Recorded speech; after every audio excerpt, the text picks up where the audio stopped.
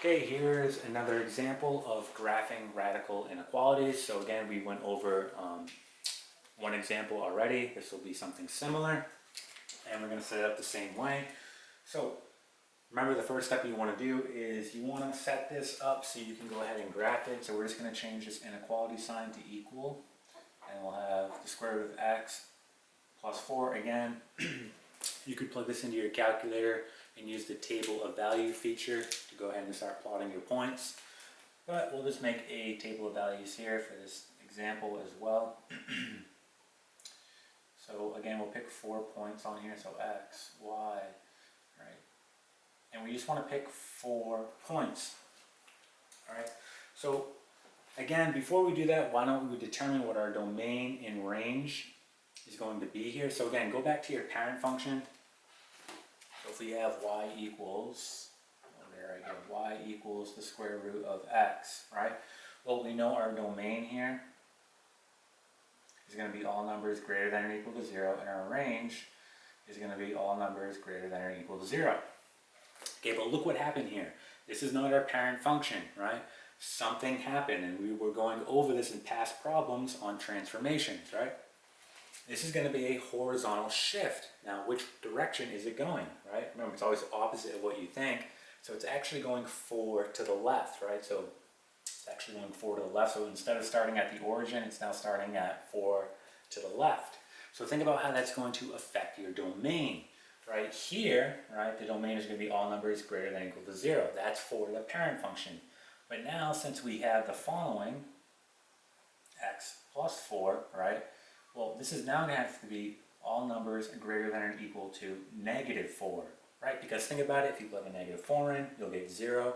Anything past negative 4, right, so if you go to like negative 5, negative 6, right, you'll get an imaginary here. Hence why it has to be greater than or equal to negative 4, right? So here we have our domain and range listed. So just kind of remember that when you're picking your x values. So the first one I'm going to pick is negative 4. So we'll pick negative 4, and then let's see, what else should we pick here? Let's pick 0. Okay, let's pick 5. And let's pick one more. We'll pick 12. Okay, and let's just go ahead and do this out. So negative 4 plus 4 is going to be 0. Square root of 0 is just 0. All right, let's do the next one. 0 plus 4 is 4. Now the square root of 4 will be plus or minus 2, but again, look at your range. It has to be greater than or equal to 0. So we're not picking that negative value, we're only picking the positive one. So in this case, it's only going to be positive 2.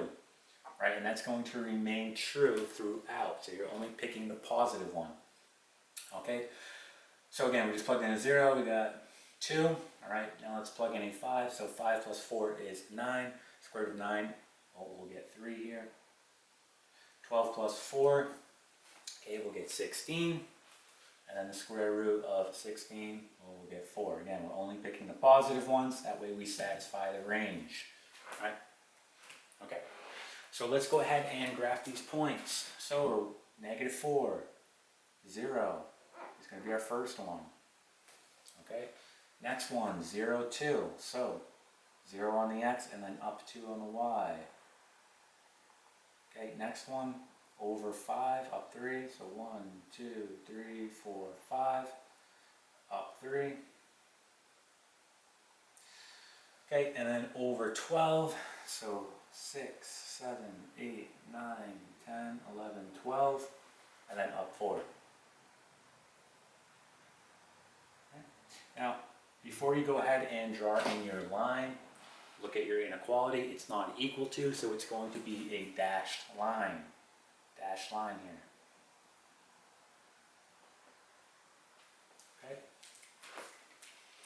Now we're almost done. We just want to pick a test point. All right. So remember, when you're picking a test point, since we're dealing with a dashed line here, you don't want to pick on the line, right? And again, like I said in the past video, I always like to just pick off the line, regardless if it's solid or dashed. Just keeps things easier. Okay. Also, you don't want to pick a test point that's going past negative 4 on the x, right? Because then, well, it won't work out, right? You'll have an imaginary. Okay, so any point really below or above. So I'm just going to go ahead and pick right here. So we'll pick 0, 0, that's an easy point to test. Alright, and remember, we're going to plug it in and see if it satisfies the inequality. If it satisfies it, we know we picked the right region, and that's the region we're going to shade. If it doesn't come out satisfying the inequality, well, we shade the opposite region, meaning above the line, right?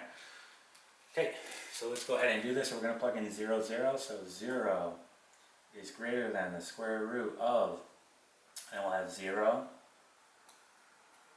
plus 4, okay? So we'll just get 0 is greater than the square root of 4, and we'll just get 0 is greater than 2. Remember, we're only picking the positive one here. So is this going to be true here, right? This is not true, right? So this does not work out, meaning, right, since I picked below the line, I'm going to shade the opposite region. Now when you shade here, just make sure you don't go past -4 on the x. So if you want, alright, I'm just going to draw in a little dash line here just to help me. Okay, I don't want to shade past that. Alright, so it's going to look something like this. Alright, and you would just shade that area. And this guy right here.